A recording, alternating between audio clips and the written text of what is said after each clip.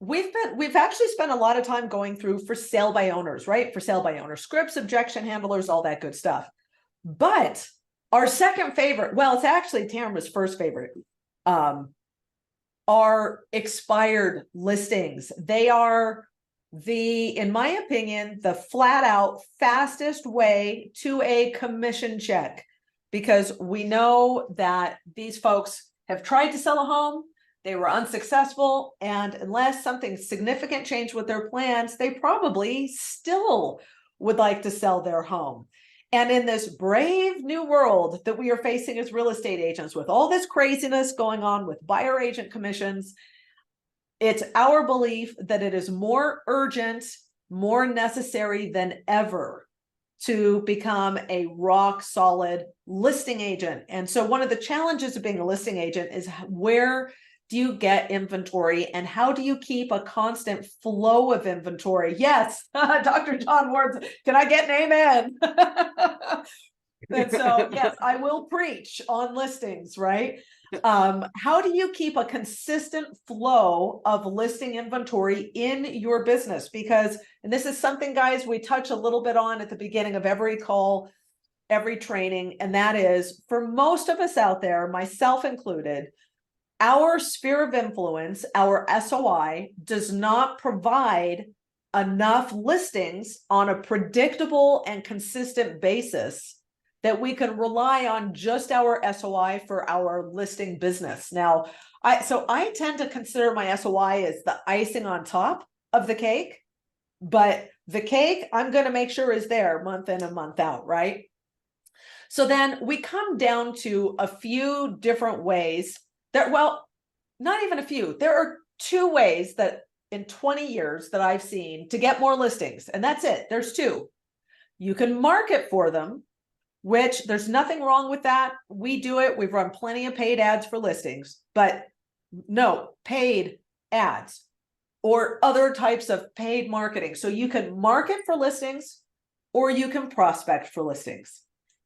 I don't think any other two ways have been invented. Plenty of people try to spin it, but at the end of the day, it still usually resolves down to either paid marketing or prospecting. So it comes down to, what do you got more of, time or money, right?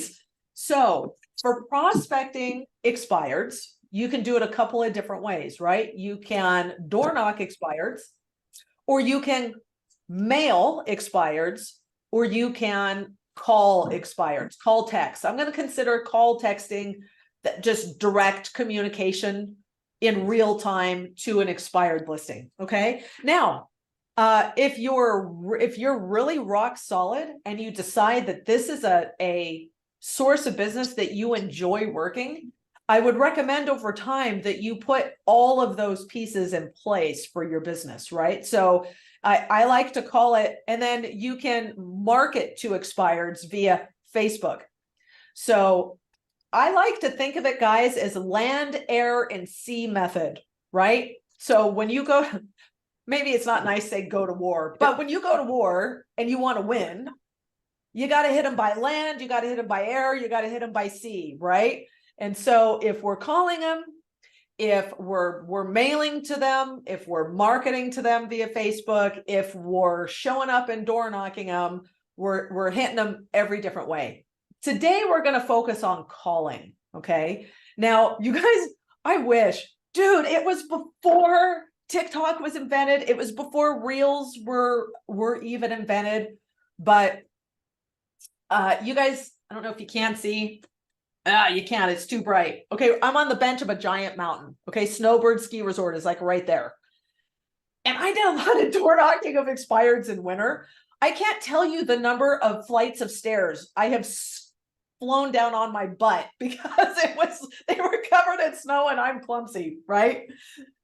And so like, we're Utah guys. Here, it's either like 0 degrees or a freaking 100 degrees, which means door knocking is rather unpleasant where I live.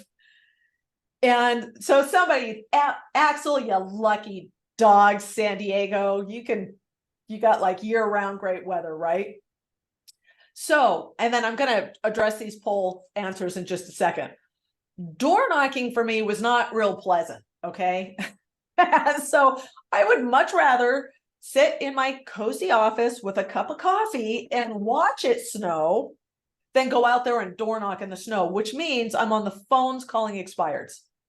So I'm just pulling up our poll quizzes, and it looks like of the people on the call today, 20% have closed 15 or more expireds. Right?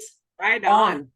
Right on. We got some people that are serious. We've got 5% that have done 5 to 10 closed expireds, which is excellent. And then, we've got 20% or somewhere between 1 and 10, and a little over half the call haven't done any. So here's what I'd like to do, guys. We got an hour. We're going to spend the first half going over, what do you say to an expired? Let's say you're like, okay, Bella, you convinced me. I'm going to talk to expireds. What do I say to these people? Okay. But why not talk to expireds? I know. Right. Why not? It seriously is right now. They've already said yes once. So it should be not a problem to go in there and show them your value to get them to say yes the second time around. Right. And then what I'd like to do is maybe the second half, I'd like to do some Q&A with you guys, because we've got some people on here that are a little more advanced, and I want to make sure that you've got value here too. So if we want to talk about whether it's a little bit of objection handling with expireds or pre-listing process with expireds that makes you stand out from the pack, because here's one thing for our new folks, right, that haven't done a lot of expireds, here's the one thing you need to understand. It is competitive, right? Their expireds are a source of business that a lot of agents go after. I don't want that to discourage you, okay? Because I promise you, you get serious about working the source of business, you're going to clean up, right? You just got to master the skill a little bit. So does anybody here, and you can just let us know in the chat, do we have agents on the call today that have, I'm going to assume the people that aren't doing expireds don't. Of our other 45%, do you guys have a set script that you use when you call expireds? Like you just got your script, you know what you're going to say every single time? Or are you guys just a little more free form on those calls? Let me know. And we'll just take a quick look. While we're pulling that up, I am going to share. So guys, I have 2 expired scripts that I use, okay? One is the script I started out with, and I used it forever.